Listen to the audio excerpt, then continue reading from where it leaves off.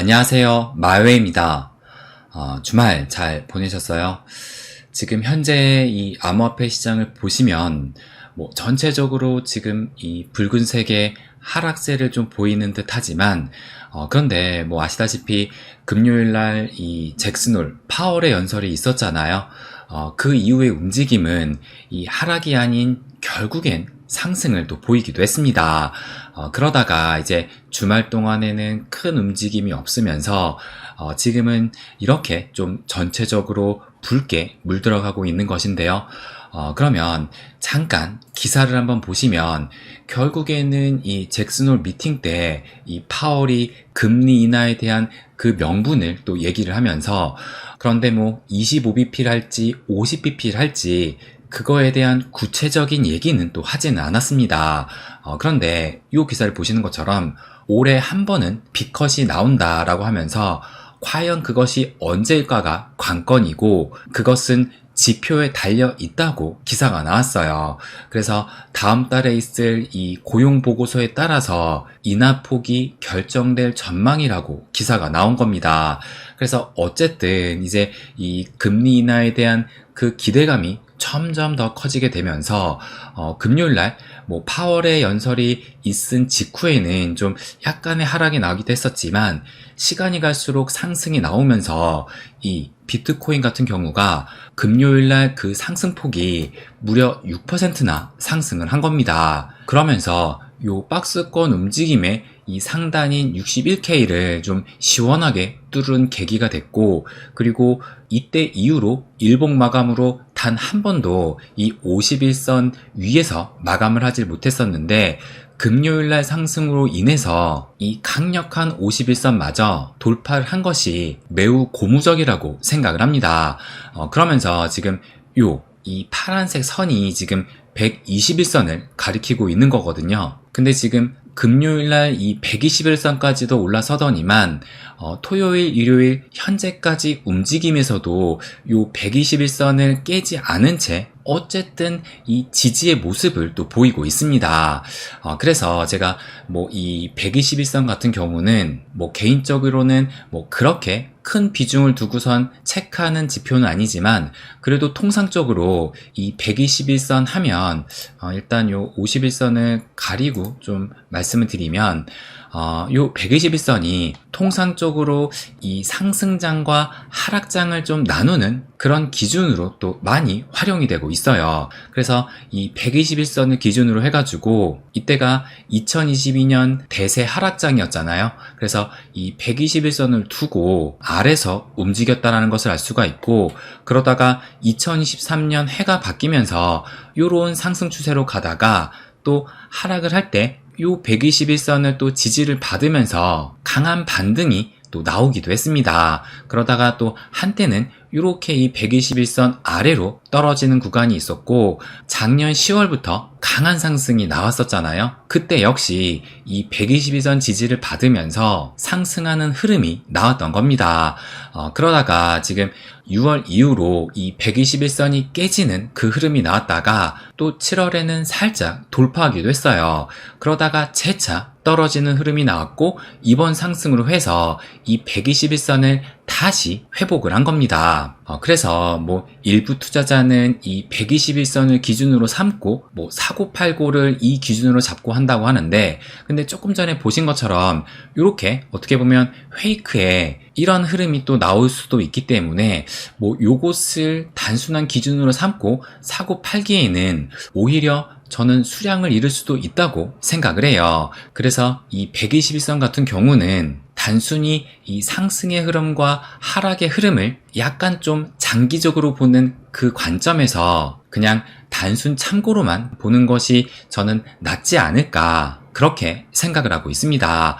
아무튼 이 상승장과 하락장을 나눌 그 기준이 되는 이 121선을 어쨌든 지금 금요일 이후로 아직까지는 지지받고 있기 때문에 이 121선만 잘 지지를 해준다라면 이때 이제 직전 사이클 최고점이 69K잖아요. 이 가격대를 향해서 여기를 지지받고 올라갈 수 있지 않을까 저는 그렇게 예상을 합니다. 그런데 지금 3일 연속 상승이 나오다가 지금 소폭의 하락이 나오면서 현재 가격이 63.9K를 또 보이고 있는데요. 그런데 저는 여기에서 조금 더 가격이 빠지는 것도 전혀 이상하지 않고 오히려 그것이 좀 더 가능성이 높지 않을까 그렇게도 바라보고 있어요.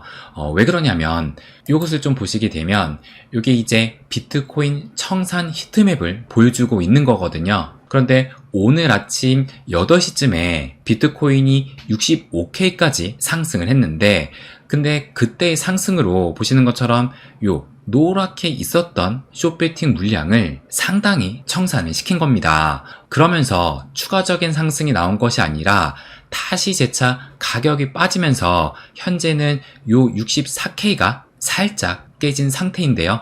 그런데 지금 여기를 보시는 것처럼 요 노랗게 집중되어 있는 롱베팅 물량이 그 가격대가 대략적으로 한 63K 초반 정도 되거든요. 그렇기 때문에 이 숏베팅 물량도 청산시킨 만큼 앞으로 이런 상승을 보인다 하더라도 여기에 있는 이 롱베팅 물량을 일단은 한번 좀 정리하고 가지 않을까. 그래서 못해도 63K 초반까지는 떨궜다가 청산을 시킨 뒤에 올리는 흐름이 나오지 않을까. 저는 이렇게 또 예상을 하고 있습니다. 그래서 일단 현 시점 관건은 요 121선 지지를 받느냐. 그래서 현재의 이 121선의 가격이 63.6K이긴 하지만 이 롱베팅 물량을 청산시키기 위해서 요 121선 아래로 깨는 움직임이 나올 가능성도 어느 정도 염두는 해둬야 되지 않을까 말씀드리고 싶어요. 그렇다면 이 알트코인도 체크를 한번 해보게 되면 일단 대표적으로 알트코인의 대장인 이더리움을 체크를 해볼게요. 그래서 금요일날 마찬가지로 이 이더리움 같은 경우도 그 상승폭이 5% 정도 상승을 하긴 했지만 그러면서 지금 최근에 그 흐름에서 요 상단을 살짝 돌파하기도 했어요. 그러다가 지금 어제 오늘 일부 되돌림이 나오고 있는 것인데 그런데 뭐 달러 기준으로는 이런 상승세가 좀 보이긴 하지만 비트코인과 비교를 해서 요 이더 BTC 페어를 보시게 되면 지금 뭐 거의 한 2주, 3주 정도 연속해서 이 하락 추세를 계속 보이고 있습니다. 그래서 지난 금요일에 큰 상승이 이 BTC 페어로 봤을 땐 전혀 나타나지가 않아요. 그러니까 비트코인 대비해서 이더리움의 움직임은 여전히 약세라는 것을 알 수가 있는 겁니다. 그렇기 때문에 지금 이 이더를 포함한 토털2 알트 시총을 보시게 되면 여전히 이 하락 채널의 중간 값을 넘어서질 못하고 있는 상황입니다. 그런 반면에 지금 이 이더를 제외한 알트 시총 토털3 차트를 보시게 되면 이더를 제외한 알트 시총은 지금 하락 채널의 거의 그 상단까지 근접해 있는 상황이기 때문에 이더가 부진하긴 하지만 그래도 다른 알트들은 어느 정도 좀 따라오려는 그런 움직임을 또 보이고 있어요. 그럼에도 지금 보시는 것처럼 어제 오늘까지 해가지고 일단 그 상승세가 좀 한풀 꺾였다고 볼 수가 있는데요. 그래서 지금 전반적인 장 상태는 조금 전에 보신 것처럼 전반적으로 붉은 이 하락세가 뭐 사실 하락세라기보다는 소강 상태를 좀 보이고 있지만 제가 늘 좀 강조해서 말씀을 드리는 우리는 큰 그림을 볼 필요가 있다라고 말씀을 드렸잖아요. 그래서 8월 20일에 오늘이 26일이니까 대략적으로 한 일주일 전에 이때만 해도 이제 비트코인이 58K를 가리키고 있었거든요. 그러면서 제가 뭘 보여드렸었냐면 요 달러 지수를 말씀을 드리면서 이 비트코인이 계속 이 58K대를 머물면서 약세의 흐름을 보이고 있지만 달러 지수를 보게 될 경우에 지속적인 하락 추세를 보이고 있으면서 이때만 해도 101.9 그러니까 102포인트 아래로 내려왔다는 것을 봤을 때 결국 비트코인의 상승은 시간 문제라고 말씀을 드렸습니다. 그런데 결국엔 지난주 금요일에 이 파월의 잭슨홀 연설이 트리거가 되면서 58K에 있던 이 비트코인이 보시는 것처럼 64K까지 올라오게 된 겁니다. 그런데 이 파월의 잭슨홀 연설로 해서 요것도 좀 보시게 되면 요거거든요. 요때가 올해 1월에 100포인트대의 저점을 찍었었는데 이번 파월의 연설로 이보다 더 저점을 찍었던 겁니다. 그래서 이제 다음 목표로 볼 수 있는 것은 요때거든요. 작년 7월 그 저점이 99포인트 여기 보이시죠? 그러니까 앞으로 이 달러 지수 100포인트대까지 깨느냐 요것이 또 체크 포인트가 됐습니다.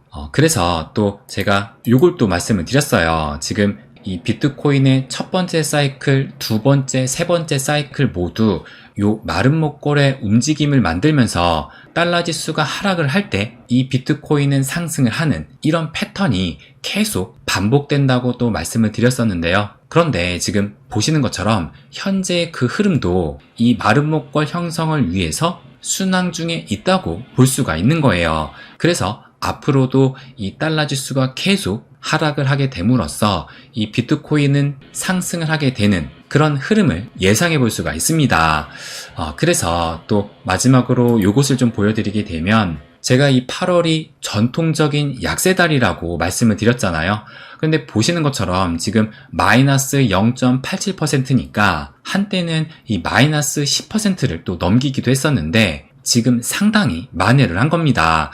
그래서 정말 여차하면 하락이 아니라 상승으로 마감할 가능성도 이제는 좀 보이지 않나 생각이 들기도 해요. 근데 문제는 이제 9월. 이 9월도 지금 상승보다는 하락이 훨씬 더 많을 정도로 전통적인 약세의 달이라고 또 말씀을 드리기도 했는데요. 그래서 9월도 문제긴 한데 8월을 보셨겠지만 과거의 패턴과는 전혀 다르게 갈 수도 있는 겁니다. 그러니까 어디까지나 확률적인 접근인 것이지 절대적인 기준은 아니라는 거예요. 그리고 원래 이 시장은 예측대로 흐르질 않습니다. 그래서 제가 마지막으로 말씀을 드리고 싶은 것은 당장의 코앞에 그 흐름을 두고 금요일에는 상승을 해서 기쁘고 지금은 이렇게 빨간색으로 번졌으니까 또 다운이 되는 일희일비를 하기보다는 이 큰 그림을 보면서 이 시장의 방향성을 보고 임해야 된다는 것을 마지막으로 말씀드리고 싶습니다. 네, 그럼 오늘은 여기까지 하겠습니다. 항상 제 이야기 끝까지 들어주셔서 감사드립니다. 부자가 되는 길, My Way.